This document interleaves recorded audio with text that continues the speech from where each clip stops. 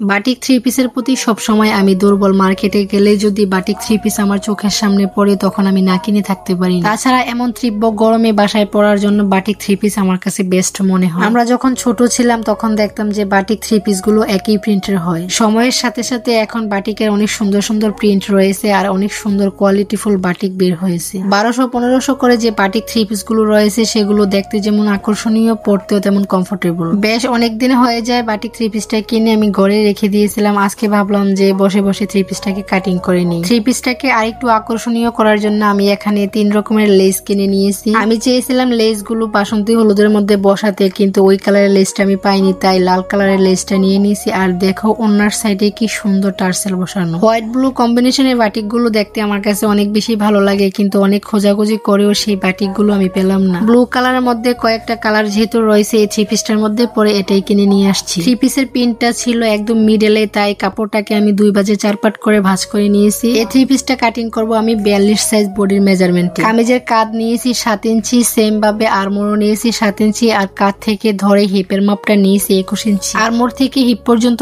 ইঞ্চি টেপটা ধরে মাঝামাঝিতে আমি পেটের মাপটা বের করে নিয়েছি। বডি, পেট এবং হিপের মাপ যতটুকু হবে তার 4 ভাগের 1 ভাগে আমি দাগ কেটে নিলাম। আপুরা সবসময় আমাকে কমেন্ট করো যে আপু কামিজ কিভাবে কাটিং করো, একটা ভিডিওতে শুধু তুমি কামিজ কাটিংটা দেখিয়ে দিও। মেজারমেন্ট ঠিক রাখতে পারলে কামিজ কাটিং করা তেমন কঠিন কিছুই না। অনেক আপুরা আমাকে এখন বলবা যে আপু 42 সাইজ বডির জন্য তুমি কামিজ কাটিং করতে যে কাঁধের মাপটা কেন তুমি 7 ইঞ্চি নিয়েছো। এই কামিজের নেক পোর্শনটা আমি একটু ছড়ানো রাখবো, তাই এখানে 7 ইঞ্চি নিয়েছি কাঁধের মাপটা। তোমরা চাইলে 6.5 ইঞ্চি 2 সুতা বা 3 সুতা নিতে পারো। 36 থেকে 40 সাইজ বডির জন্য সবসময় আমি কাঁধের মাপটা নিয়ে থাকি 6.5 ইঞ্চি। 40-এর উপরে যে কামিজগুলো কাটিং করি সেই ক্ষেত্রে আমি সবসময় কাঁধের মাপটা 6.5 ইঞ্চির উপরে নিয়ে থাকি। মেজারমেন্ট অনুযায়ী কাপড়ে দাগ কেটে নিয়ে তারপর 1 ইঞ্চি এক্সট্রা সেলাইয়ের জন্য বাড়িয়ে এখন কাপড়টাকে কাটিং করে নিলাম। নতুন যারা সেলাই কাজ করো তারা চাইলে 1 ইঞ্চির উপরে এক্সট্রা বাড়িয়ে নিয়ে তারপর কাটিং করতে পারো, কারণ দেখা যায় নতুন যারা সেলাই কাজ করে অনেক সময় ভুল হয়ে যায়, ঠিক মতো মেজারমেন্টটা রাখতে পারে না। তাদের ক্ষেত্রে আমি বলবো যদি ফিটিং বেশি হয়ে যায় তখন লুজ করা যাবে, আর যদি লুজ বেশি হয়ে যায় তাহলে ফিটিং করা যাবে। বেশিরভাগ আপুরা আমাকে একটা কোশ্চেন করে থাকো যে আপু তুমি কি কামিজে তালপাট কাটিং করো না? জি আপু, আমি কামিজে তালপাট কাটিং করি, তবে সেটা বেশিরভাগই ভিডিওতে দেখানো হয় না। কামিজের হাতার মিডলে যেহেতু আমি জয়েন্ট লেস বসাবো, তাই সেই অনুযায়ী হাতাটাকেও কাটিং করে নিলাম। প্লাজো হাতা কিভাবে কাটিং করতে হয় কয়েকটা ভিডিওতে আমি তোমাদেরকে দেখিয়ে দিয়েছি, তাই আজকে আর দেখালাম না। থ্রি পিসের পাজামার কাপড়টা যেহেতু 2.5 গজ রয়েছে, তাই 39 ইঞ্চি লম্বা আমি একটি ফ্যান সিস্টেম পাজামা কাটিং করে নিলাম। বডি অনুযায়ী কিভাবে ফ্যান সিস্টেম পাজামা কাটিং করতে হয় কয়েকটা ভিডিওতে আমি তোমাদেরকে বলে দিয়েছি। আবারও যদি আমি ডিটেলস বুঝিয়ে বলতে চাই তাহলে ভিডিওটি অনেক বেশি লং হয়ে যায়। বডি অনুযায়ী কিভাবে তোমরা প্যান্ট সিস্টেম পাজামা কাটিং করবে আশা করি সেটা তোমরা বুঝতে পারছো। থ্রি পিসটা সেলাইয়ের ভিডিও তোমরা কারা কারা দেখতে চাও প্লিজ কমেন্টে জানিও। তো আজকে এই পর্যন্তই, সবাই ভালো থেকো, সুস্থ থেকো, দেখা হবে নেক্সট ভিডিওতে। আল্লাহ হাফেজ।